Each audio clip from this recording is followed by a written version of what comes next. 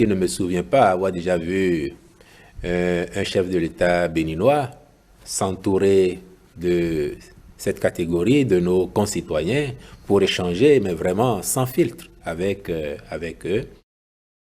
Il ne me souvient pas d'avoir vu ça avant.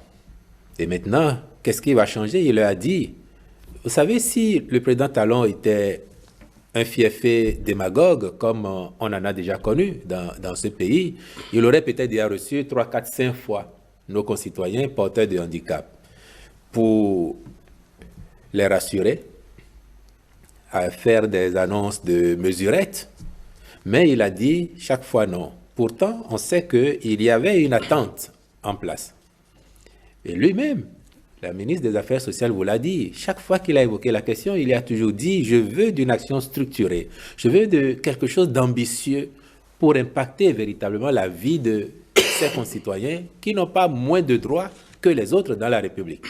Et c'est cela qui a fait que le temps nécessaire a été pris pour préparer le terrain. Je peux vous le souffler, hein. Il y a pas moins de 2 ans à peu près que les décrets d'application de la loi ont été préparés. Ils ont été étudiés une première fois. Et puis le chef de l'État a dit, vous pouvez repartir avec pour faire un benchmark et voir ailleurs qu'est-ce qu'il y a de mieux dans le secteur et vous reviendrez après avoir peaufiné ces décrets. Donc on cherchait vraiment des expériences d'ailleurs qui permettent de mieux faire.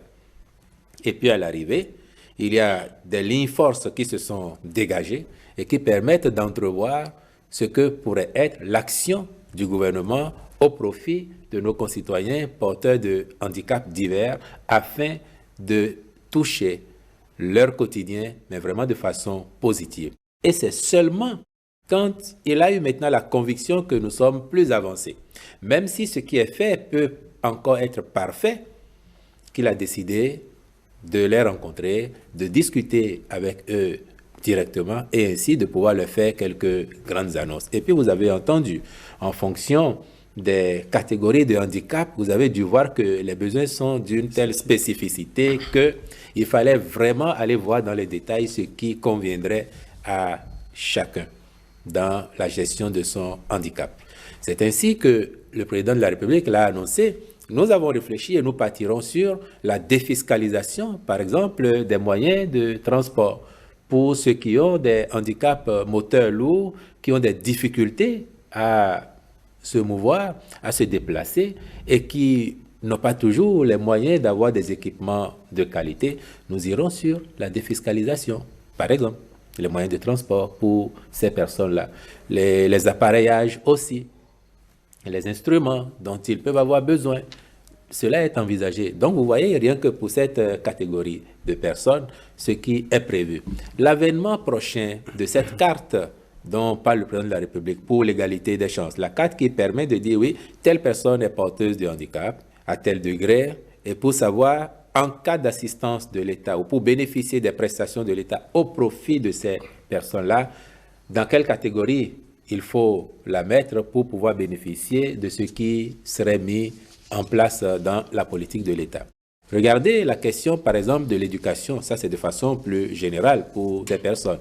Les annonces qui sont faites pour les soutiens que l'État pourrait faire aux particuliers qui s'investissent déjà dans la cause de l'éducation de ces personnes, mais aussi, regardez les engagements pris pour densifier l'action de l'État lui-même au profit de nos concitoyens porteurs de handicap dans le sens de leur meilleure éducation, parce que, enfants du Bénin, ils ont droit eux aussi à l'éducation que la République donne à tous ses enfants.